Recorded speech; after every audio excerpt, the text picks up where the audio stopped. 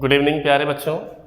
अभी देखिए हम लोग पिछले वीडियो में हम लोग सीखे थे सिंथेसिस का पार्ट 1 हम लोग पढ़ चुके हैं। आज सिंथेसिस का पार्ट 2 हम लेकर के आपके सामने हाजिर हुए हैं। सिंथेसिस पार्ट 1 का वीडियो जो है अभी हम लोग पिछले वीडियो में सीखे थे, आज इसका हम पार्ट 2 लेकर के आपके समक्ष में हाजिर हुए हैं सामने। तो आइए ज़रा इसका पार्ट 2, मैंने वो पिछले वीडियो में आपको केवल प्रेजेंट पार्टिसिपल के बारे में हमने डिस्कस किया था। प्रेजेंट पार्टिसिपल क्या होता है, कैसे बनता है, किस तरह से बनता है, फार्मूलाज क्या होते हैं, उसकी वो सारी चीज़ें हमने डिस्कस किया था बच्चों। आज हम डिस्कस करेंगे सिंथेसिस का पार्ट 2, जिसमें हमको पढ़ना है पास्ट पार्टिसिपल के विषय में और परफेक्ट पार्टिसिपल के विषय में पढ़ना है। तो मैंने पहले ही बताया था कि जो पास्ट पार्टिसिपल होता है वो मेन वर्ब का थर्ड फॉर्म होता है।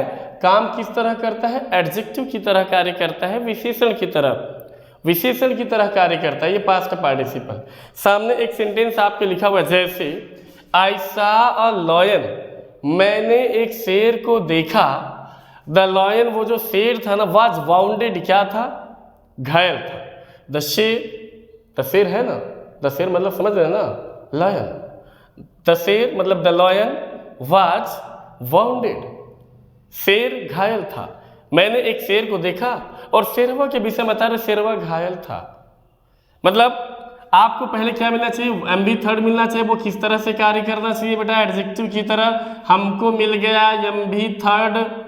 अब हम देखेंगे कि क्या ये एमबी थर्ड, क्या ये मेन वर्ब का जो थर्ड फॉर्म है वो बेटा एडजेक्टिव की तरह कार्य कर रहा है कि नहीं, विशेषण की तरह कार्य कर रहा है कि नहीं।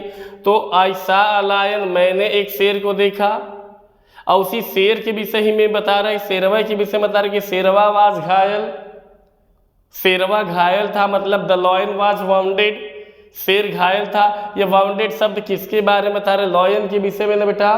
तो आप विशेषण की यही क्वालिटी तो होती है कि विशेषण एक ऐसा शब्द होता है जो किसी वाक्य में आए हुए नाउन या प्रोनाउन के बारे में बताता है।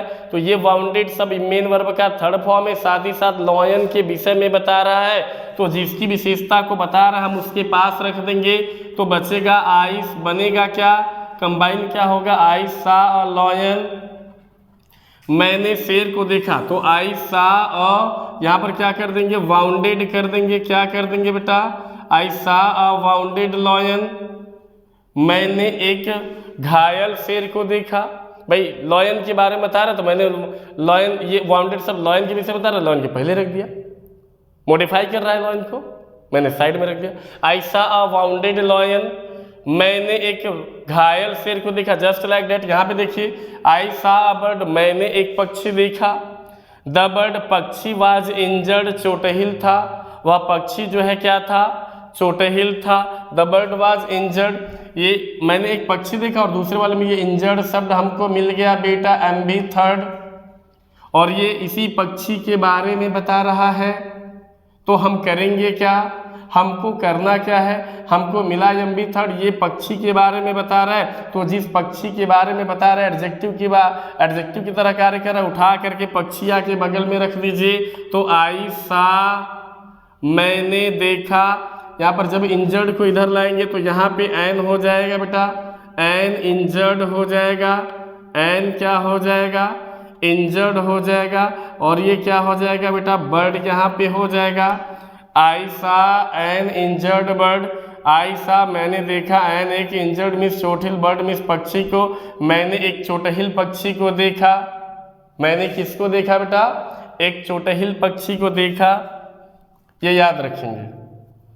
अब परफेक्ट पार्टिसिपल के बारे में बात करेंगे। पहले हम जानेंगे कि परफेक्ट पार्टिसिपल का प्रयोग कहाँ पे किया जाता है और कब किया जाता है। तो हम ये याद रखेंगे कि परफेक्ट पार्टिसिपल का प्रयोग तब किया जाता है जब एक कार्य पूर्ण रूप से समाप्त हो जाए, उसके बाद दूसरा कार्य स्टार्ट हो, आरंभ हो। इस स्थिति में परफेक्ट पार्टिसिपल का प्रयोग किया जाता है। When we use perfect participle, when first act is finished and second act is started after the finishing of first work, we use the perfect participle। अंग्रेजी थोड़ा हमको भी बोलने आता है, ऐसा बात नहीं है कि हम हिंदी मीडियम को पढ़ा रहे तो अंग्रेजी हमको नहीं बोलना, हम बड़ा बेहतरीन अंग्रेजी बोलते हैं। लेकिन आपको पता है ना कि अगर गांव देहात में अंग्रेजी बोल देंगे ना तो थोड़ा सा लोग खिसिया जाते हैं। अब हम जाके अपने घर पे अपनी मम्मी के सामने बोले मम्मी गिव मी अ गिलास ऑफ वाटर, तो मम्मी गुस्सिया के देख देख हम अंग्रेजी में मत बात कर, पार से मारा बढ़िया, गुस्सिया के बोलेगी तुरंत, बोलेगी कि नहीं बोलेगी। तो जहाँ पर जैसा सिचुएशन हो वहाँ पर हमको ऐसा काम करना चाहिए। अगर हम 4 ठो जो है अंग्रेजी न बोलने वाले वहाँ जाके हम भग भग भग भग अंग्रेजी बोलें तो हमको मूर्ख समझेंगे, बोलेंगे क्या बक रहा है, इससे कुछ कोई बतिया नहीं समझ में आ रहा है। तो जस्ट अब यहाँ पे देखिए, अब यहाँ पे परफेक्ट पार्टिसिपल के बारे में डिस्कस करेंगे। मैंने अभी बताया कि परफेक्ट पार्टिसिपल का प्रयोग कब किया जाता है, जब एक कार्य पूर्ण रूप से क्या हो जाए, समाप्त हो जाए, और दूसरा कार्य क्या हो, आरंभ हो। दूसरा कार्य क्या हो, आरंभ हो। जब एक कार्य पूर्ण रूप से समाप्त हो जाए और दूसरा कार्य क्या हो, आरंभ हो, इस स्थिति में बेटा परफेक्ट पार्टिसिपल का प्रयोग किया जाता है। और परफेक्ट पार्टिसिपल के 2 फार्मूले, नंबर 1 पहला having plus m b third बराबर एक्टिव वॉइस का फार्मूला है बेटा, और having plus been plus m b third बराबर पैसिव वॉइस का फार्मूला है बच्चों। ये फार्मूलास हैं, 2 फार्मूले हैं। हम देखेंगे एक एक क्वेश्चन को एक एक फार्मूला पर देखेंगे। सामने एक क्वेश्चन है, ही फिनिश्ड हिज वर्क, उसने अपना कार्य समाप्त कर लिया। ही फिनिश्ड हिज वर्क, उसने अपना कार्य समाप्त कर लिया। ही वेंट होम, वह घर चला गया। ही फिनिश्ड हिज वर्क, उसने अपना कार्य समाप्त कर लिया। ही वेंट होम, वह घर चला गया। अब कार्य समाप्त किया उसके बाद घर गया। ऐसा नहीं कि काम कर ही रहा है, कमवा करते करते घर चल गया। भाई कमवा समाप्त करेगा तभी ना घर जाएगा, कि कमवा कर, जैसे मैं मान लीजिए कमरे की सफाई कर रहा हूँ, अब मैं कहीं चपरासी की पदवी पर पर्याप्त हूँ, मैं कहीं पर जो है चपरासी की मेरी ड्यूटी है, मैं चपरासी, मैं पियोन हूँ और पियोन की ड्यूटी पर मैं कार्यरत, तो अब मैं क्या कर रहा हूँ, वहाँ पे सफाई कर रहा हूँ सड़क की, और सफाई करते करते करते करते मैं घर चल गया सहजनी। तो ये कैसे होगा, मैं पहले अपना सफाई का काम समाप्त कर लूँगा ना, तब ही मैं क्या करूँगा, घर जाऊँगा। न कि पूरा मेरा सफाई का ड्यूटी लगा हुआ है मिर्ज़ापुर, तो हमारा घर सहजनी देता, मिर्ज़ापुर से साफ करते करते सहजनी साफ करते चले आए। तो दिस इज़ नॉट अ कम। यहाँ पे देखिए, बोले ही फिनिश्ड हिज वर्क, उसने अपना कार्य पूरा कर लिया या फिनिश कर लिया। ही वेंट होम, वह घर गया, मतलब कार्य समाप्त करके तभी घर गया, तभी घर गया। अब पहले चेक कर लीजिए कि ये किस वॉइस में है, देख ही रहे हैं। आई बाई कहीं नहीं लगा हुआ है, बाई कहीं लगा ही नहीं है। पैसिव वॉइस में जना ही नहीं रहा है, पैसिव वॉइस में दिख ही नहीं रहा है, कहीं नहीं दिख रहा है। हाँ, ये जरूरी नहीं है कि अगर बाई लगा हो तभी पैसिव वॉइस हो। कभी कभी मेन वर्ब के थर्ड फॉर्म के साथ वाज वेयर का जो है प्रयोग अगर हो जाता है, या इज़ा रैम का प्रयोग हो जाता है मेन वर्ब के थर्ड फॉर्म के साथ, तो वो भी क्या हो जाता है, पैसिव वॉइस में आ जाता है। बट ऐसा भी कुछ इसमें नहीं दिख रहा है, यहाँ पर कहीं भी वाज वेयर इज़ा रैम और इसके साथ मेन वर्ब का थर्ड फॉर्म कहीं पर भी नहीं बच्चों। तो इसका मतलब ये एकदम पक्का, एकदम 1,01,000% की गारंटी है कि एक्टिव वॉइस में है। तो अब अगर एक्टिव वॉइस में है तो फार्मूलाज क्या लागू होगा, फार्मूलाज यही है परफेक्ट पार्टिसिपल का। एक्टिव वॉइस क्या थी, having plus m b third लगाएंगे, मतलब कि जमन का, अब ये भी समस्या कि कौने में लगाएंगे, तो जमन काम पहले होगा, पहले उसी में, तो पहले काम क्या हुआ, समाप्त हुआ, तो ये हो जाएगा हैविंग। क्या बनेगा बच्चों इसका, हैविंग, पहले हो जाएगा हैविंग, लगाना है ना हैविंग, एम बी थर्ड, यहाँ पर फिनिश का थर्ड फॉर्म फिनिश्ड हो जाएगा, हैविंग फिनिश्ड, हैविंग फिनिश्ड हो जाएगा। उसके बाद क्या हो जाएगा, his, having finished his work, having finished his work, having finished his work, comma लगा देंगे बच्चों, कॉमा एकदम बढ़िया से लगाएंगे, हैविंग फिनिश्ड हिज वर्क। उसके बाद क्या हो जाएगा आपका दूसरा बनेगा, he went home, he went home. यहाँ पे ये इस तरह से राइट कर देंगे, ही वेंट होम, ऐसा कुछ यहाँ पे। ये परफेक्ट पार्टिसिपल में था, अपना काम समाप्त किया उसके बाद घर गया, वो भी एक्टिव वॉइस में था, तो मैंने हैविंग प्लस ये finished plus m b third लगा, उसके बाद हिज वर्क, उसके बाद कॉमा लगा के मैंने सेकंड सेंटेंस को राइट कर दिया। अब आइए जरा देखते हैं पैसिव वॉइस वाला फार्मूला। यहाँ पर लिखा हुआ, Mahesh Bhupathi was defeated by Leander Paes, Mahesh Bhupathi जो है लिएंडर पीस के द्वारा हरा दिए गए। ही वाज मच डिसअपॉइंटेड, वह बहुत निराश हुई। आप देख रहे हैं, साफ दिख रहा है यहाँ पे वाज है, एम बी थर्ड है, फिर बाई भी लगा हुआ है, ये किसी के द्वारा किसी को हराया गया है, साफ दिख रहा है पैसिव वॉइस में है। तो पैसिव वॉइस का फार्मूला आपको पता है, having plus been plus m b third. लगेगा कि इसमें जमन काम पहले होगा, वही में लगेगा, जमन काम पहले बराबर वही में लगे, तो क्या हो जाएगा, यहाँ पर महेश भूपति दिवा कर्ता को हम सबसे पहले नहीं लगाएंगे, आपको ये पता हुआ है। तो सबसे पहले हम लगाएंगे बेटा हैविंग बीन, सबसे पहले हम लगाएंगे हैविंग, प्लस हो जाएगा आपका बीन, हैविंग बीन, फिर उसके बाद क्या हो जाएगा एमवी थर्ड। तो ये डिफीटेड यहाँ पे लगा हुआ है बच्चों, ये हो जाएगा बेटा डिफीटेड, डिफीटेड बाय लगा देंगे, बाय के बाद यही वही लिएंडर पीस कर देंगे,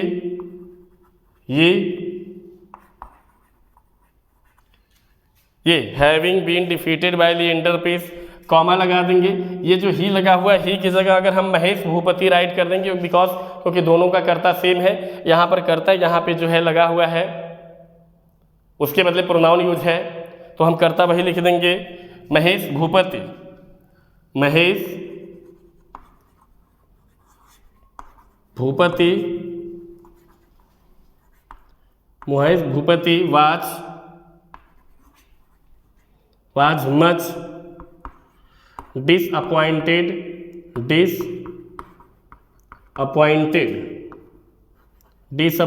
ये है बच्चों। इस तरह से हम पैसिव वॉइस वाले में लगाएंगे, क्योंकि आप देख रहे हैं यहाँ पर ये पैसिव वॉइस में, इसलिए मैंने पैसिव वॉइस का ये वाला फार्मूला यूज़ किया है। सबसे पहले मैं हैविंग यूज़ किया, उसके बाद बीन यूज़ किया, उसके बाद डिफीटेड थर्ड फॉर्म, उसके बाद बाय लिएंडर पीस, कॉमा लगा के Mahesh Bhupathi was much disappointed, मैंने इसको यूज़ किया है। आप एक बार स्क्रीनशॉट मार लें ताकि आप नोट्स काफ़ी अच्छे तरीके से बना सकें, कोई समस्या आपको जो है ना हो, आप अच्छे तरीके से उसको कर लें, करना है ना। चलिए देखिए, अभी हम इसके बाद अब परफेक्ट पार्टिसिपल तक कंप्लीट है, लेकिन कुछ एक्सपेक्शन के रूल्स बेटा बाकी रह गए हैं। वो एक्सपेक्शन का जो रूल है वो हम देख लेते हैं, उसके बाद इसी जगह से ये चैप्टर क्या हो जाएगा, ये टॉपिक समाप्त हो जाएगा पार्टिसिपल का। तो देखिए, एक्सपेक्शन माने होता है अपवाद करना, एक्सपेक्शन रूल्स अपवाद करना। तो अपवाद में क्या कि जैसा कि आप जानते हैं ना कि पार्टिसिपल क्या होता है कि जब दोनों का कर्ता सेम और दोनों का फाइनाइट वर्ब क्या होता है अलग अलग होता है, तब पार्टिसिपल का प्रयोग किया जाता है। मैंने फाइनाइट वर्ब के बारे में पिछले वीडियो में डिस्कस नहीं कर पाया था। कुछ बच्चों का ये कंप्लेन आ रहा था, कमेंट बॉक्स में ये कमेंट आ रहा था कि सर फाइनाइट वर्ब क्या होता है, आप बता दीजिए। तो फाइनाइट वर्ब बस सिंपल से लैंग्वेज में जान लीजिए, फाइनाइट वर्ब एक ऐसा वर्ब होता है जो अपने कर्ता के अनुसार क्या करता है, नहीं बदलता है, जो सब्जेक्ट के अनुसार नहीं बदलता है।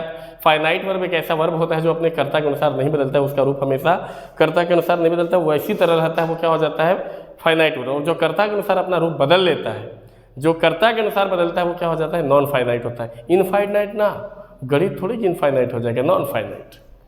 तो जब आपको पता कि पार्टिसिपल का प्रयोग तब किया जाता है जब दोनों का कर्ता क्या हो सेम हो और दोनों का मेन वर्ब क्या हो फाइनाइट वर्ब अलग अलग हो, इस स्थिति में क्या होता है कि पार्टिसिपल का प्रयोग किया जाता है। बट यहाँ पे हम कुछ डिस्कस करेंगे कि कभी कभी क्या होता है कि दोनों वाक्य का जो यहाँ पे बेटा कर्ता है ना वो सेम नहीं होता है, दोनों वाक्य का जो सब्जेक्ट है वो सेम नहीं होता है। ऐसे कंडीशन में क्या होगा, प्रथम वाक्य का जो ऑब्जेक्ट होगा वो द्वितीय वाक्य के सेंटेंस में उसी ऑब्जेक्ट के बारे में ही बात किया जाएगा।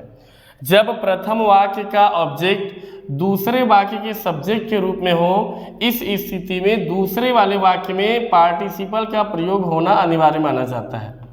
जब प्रथम वाक्य का ऑब्जेक्ट दूसरे वाक्य के सब्जेक्ट के रूप में हो, इस स्थिति में द्वितीय वाक्य में आईएनजी का होना अनिवार्य पाया जाता है। अब ऐसी कंडीशन में हम क्या करते हैं, ऐसी कंडीशन में हम करते क्या है कि पहले वाले वाक्य को हम राइट कर लेते हैं, हो जाएगा आई सा रमेश हो जाएगा ये। उसके बाद हम क्या करेंगे, ये सब्जेक्ट और वर्ब को क्या करेंगे, क्रॉस मार देंगे, बचेगा हमारा अब्यूजिंग, ये हो जाएगा अब्यूजिंग हिज नेबर, NEIGHBOUR। आई सा रमेश, मैंने रमेश को देखा, अब्यूजिंग हिज नेबर अपने पड़ोसी को गाली देते हुए, मैंने रमेश को देखा अपने पड़ोसी को गाली देते हुए, मैंने रमेश को अपनी पड़ोसी को गाली देते हुए देखा। ये तो कभी कभी इस तरह का सेंटेंस भी दे देता है, तो आपको बिल्कुल परेशान होने की ज़रूरत नहीं है। अगर दोनों वाक्य का सब्जेक्ट मैच ना करे तो देख लीजिएगा प्रथम वाक्य का जो ऑब्जेक्ट होगा वो दूसरे वाक्य में उसी के बारे में कोई न कोई बात कहा गया होगा और दूसरे वाले वाक्य में आईएनजी का होना पक्का होना पाया जाएगा। इस स्थिति में आप पहले वाले वाक्य को लिख लीजिएगा और दूसरे वाक्य के सब्जेक्ट और वर्ब को काट करके जहाँ से पार्टिसिपल रहेगा उसी जगह से पूरा जोड़ करके विदाउट कामा का प्रयोग नहीं, विदाउट कामा आप राइट कर दीजिएगा। इस तरह से ये कंबाइन हो जाएगा। आइए देखते हैं बीइंग का प्रयोग कब करें। मैंने बोला था कि प्रेजेंट पार्टिसिपल में मेन वर्ब के फर्स्ट फॉर्म में आईएनजी जोड़ दिया जाता है, और एक मैंने बीइंग का प्रयोग बताया था, बीइंग का प्रयोग भी होता है। तो बीइंग का प्रयोग कब किया जाता है बच्चों? जब प्रथम वाक्य में is are am was were दिया हो लेकिन मुख्य क्रिया न दिया हो।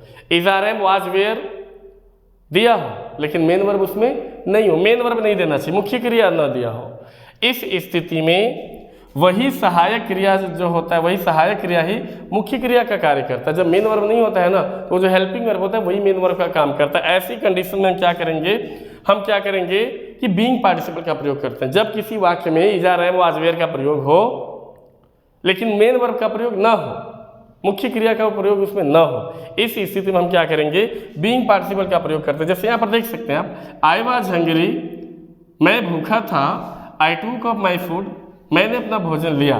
तो यहाँ पर वाज के बाद देख रहे हैं, वाज के बाद कंप्लीमेंट है, यहाँ पे कोई जो है कोई मेन वर्ब नहीं है। इस स्थिति में क्या करेंगे? जहाँ पर was were is are am रहेगा बेटा, वहाँ पे आप क्या करेंगे? बीइंग पार्टिसिपल करेंगे, बीइंग लगाएंगे, ये हो जाएगा बीइंग हंग्री हो जाएगा, बीइंग हंग्री कॉमा लगा के, ये आई हो जाएगा, टूक हो जाएगा, ये ऑफ कर देंगे आप, ठीक है, ये माई हो जाएगा और ये फूड हो जाएगा, ये फूड हो जाएगा। इस तरीके से बीइंग हंग्री, आई टूक ऑफ माई फूड, इस तरह से आप क्या करेंगे? बनाएंगे। इसको यहाँ पे कॉमा जरूर यूज करेंगे, ऐसे लास्ट में फुल स्टॉप। हम बीइंग हंग्री, भूखा होने के कारण, आई टुक माई फूड, मैंने अपने भोजन को लिया है, या भूख के कारण मैंने अपने भोजन को लिया, इस तरीके से।